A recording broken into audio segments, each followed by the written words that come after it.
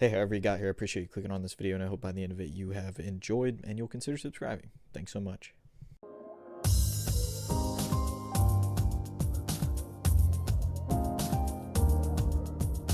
You might have noticed in that intro, it's like a different background. I'm back at my parents' house, so I gotta be a little bit quieter than usual. And the game sound is not there because I didn't realize NVIDIA Replay picks up your browser. So I was listening to the Trash Chase podcast, and it was just playing throughout this entire gameplay session. I just put some of the copyright-free music that Riot put out on their YouTube channel, so hopefully it sounds alright. In this game, I pretty much just played showers the entire time on defense, and I wanted to talk a little bit about when you should decide to flank the enemy when you're on defense and they push the opposing side, because that's a situation I kept finding myself in this game in particular, and it's not always like cut and dry what you should do. So I want to talk about some of the rules that I think through before flanking the bomb site. The first thing you have to take a look at is how many people are playing on the opposing bomb site that's getting pushed. In our case, we're playing 3A, 2B majority of the game, so if they were running through B, if they're pushing B, rarely will I flank unless my teammate gets a few picks. And the jet player we had on B side was actually pretty good. So he would get like 1 or 2 picks every time they push,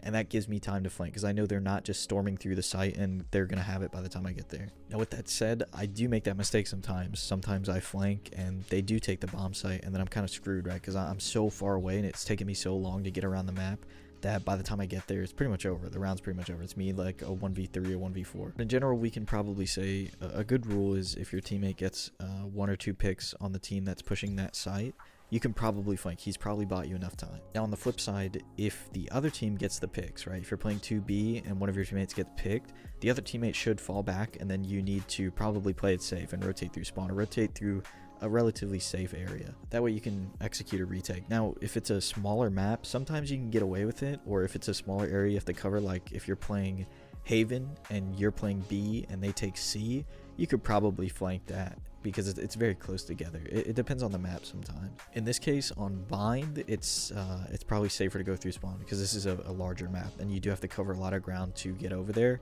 and you're already down a teammate, so they pretty much have sight at this point. You have to play retake. The next thing you should think about, and this sometimes slips my mind too, is your agent. Is your agent capable of flanking this, and is this a position you should be in, or are you more helpful grouping up with your team and retaking safely from spawn? Generally, if you're playing a sentinel or like a support character like Sage, you probably don't want to be flanking by yourself. Your team, you'd be much more useful with the rest of your team because you can heal, you can res, you can wall, you can do a lot of things. Her kit is not made to be sustainable solo, right?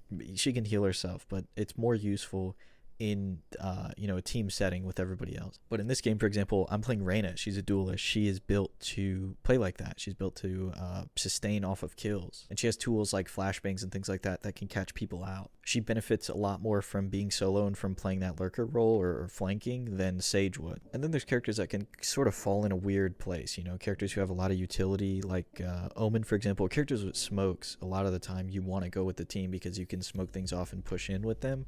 But if you don't have the utility anymore, then maybe you want to flank because Omen does have a teleport. He does have a couple abilities that let him get into weird places, like his little shadow step, his ultimate teleport, and then he also has the flash, which you can sometimes throw it from behind and catch people off guard. It really depends on the situation with a character like him, if you have smokes or not still. Overall, this is just one of the more ambiguous things that you have to think of on the fly, and it really depends on your situation and your agent. But these are some ground rules that I like to follow, and I hope they were helpful to you. With that said, I hope you enjoyed, and you'll consider subscribing. Thanks so much.